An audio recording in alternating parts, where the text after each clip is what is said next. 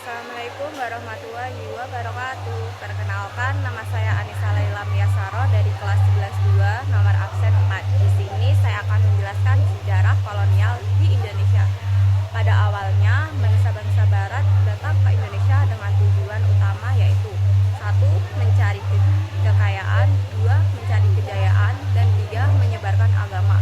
Tujuan ini dikenal dengan 3G, yaitu gold, glory, dan gospel. Indonesia yang kaya akan rempah-rempah menjadi daya tarik besar bagi bangsa Portugis, Spanyol, Belanda, dan Inggris untuk datang dan menguasai perdagangan di Nusantara.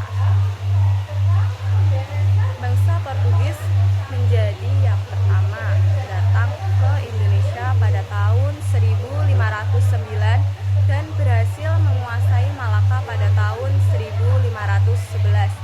Setelah itu disusul oleh bangsa Spanyol yang datang ke Maluku pada tahun 1512. Belanda kemudian datang pada tahun 1596 melalui ekspedisi Cornelis de Houtman di Banten, dan Inggris juga ikut berusaha menguasai perdagangan rempah di wilayah Nusantara. Masa VOC pada tahun 1602 hingga 1799. Untuk memperkuat pengaruhnya di Asia, Belanda membentuk sebuah perusahaan dagang, yaitu yang bernama VOC.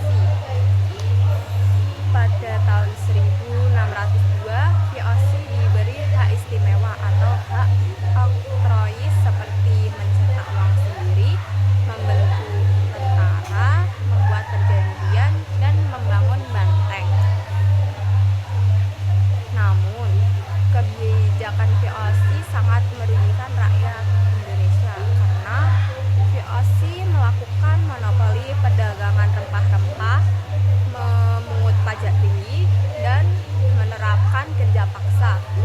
Selain itu, mereka menjalankan politik adu domba untuk memecah belah kerajaan-kerajaan di Indonesia agar mudah dikuasai.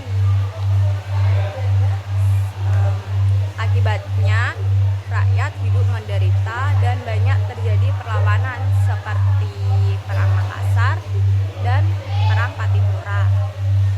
VOC akhirnya dibubarkan pada tahun 1799 karena korupsi besar-besaran dan biaya perang yang tinggi. Seluruh kekuasaan dan wilayah VOC diambil alih oleh pemerintah Belanda. Masa pemerintahan kolonial Belanda pada tahun 1800 hingga 1942.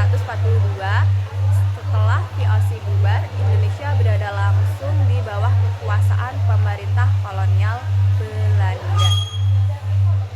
Pada masa Herman Willem Daendels 1808 hingga 1811, Belanda memperkuat pertahanan dari serangan Inggris. Daendels terkenal dengan proyek pembangunan jalan raya yang dikenal dengan Pos Anyer Panarukan sejauh 11.000 km. Namun proyek ini dilakukan dengan kerja paksa atau yang disebut dengan kerja rodi, yang menyebabkan banyak rakyat menderita. Kemudian pada tahun 1811 Indonesia dikuasai oleh Inggris dan diperintah oleh Thomas Stamford Raffles. Hingga tahun 1816 Raffles membawa beberapa perubahan penting seperti menghapus kerja paksa, memperkenalkan sistem sewa tanah, dan menulis buku yang berjudul History of Java. Meski begitu, sistem yang ia buat belum sepenuhnya menguntungkan rakyat. Sekian, terima kasih yang dapat saya sampaikan. Wassalamualaikum warahmatullahi wabarakatuh.